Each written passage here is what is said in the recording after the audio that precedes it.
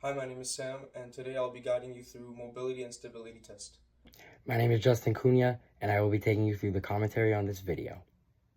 We will be going through a couple assessments. We'll do ankle dorsiflexion, hip flexion, shoulder flexion, and Y balance reach.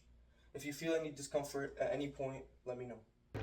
For the first mobility test, our client is going to kneel down on one knee while making sure his other knee stays up. The client is also making sure that his heel stays on the ground. As the client shifts his weight forward onto his front foot, we measure the distance from his toes to the wall while also observing his knee position relative to his hip and foot. For his left ankle, his toes are 14 centimeters from the wall and his knee is in front of his foot and below his hip. For his right ankle, his toes are 12 centimeters away from the wall and his knee is in front of his foot and below his hip. Our second mobility test is hip flexion. The client is now going to lay flat on the ground while keeping his hands to his side relaxed while also maintaining his toes pointed upward.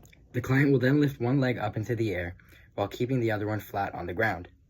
In comparison to both of his legs, his ankle is in a dorsiflex position and his back stays flat on the ground. This is a great sign of hip flexibility as it means that he can flex his hips with no pelvic tilt or spinal compensation.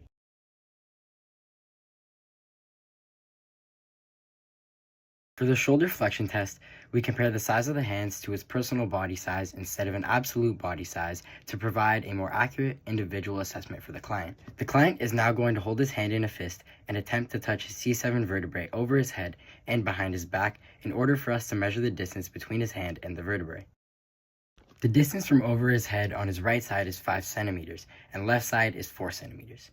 His shoulder position for both sides compared to his ear is now only slightly inferior compared to a relaxed position. When going behind his back, the distance on the right side is 28 centimeters and the distance on the left side is 27 centimeters. In comparison to the over the head shoulder test, his shoulders are now more inferior to his ears. For the Y balance test, our client's legs both measured in at 1 meter.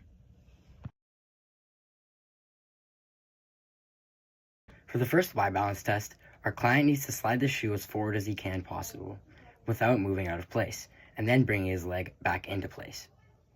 The distance for his right leg was 53 centimeters.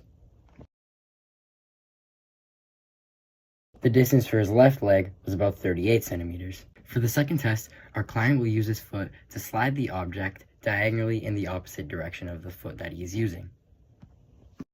His right foot pushes it back about 70 centimeters. His left foot also pushed it back about 70 centimeters. For the third test, our client is now going to push the object to the same side outwards with his foot. The distance for the right side measured in at about 65 centimeters. The distance for the left side was about 64 centimeters.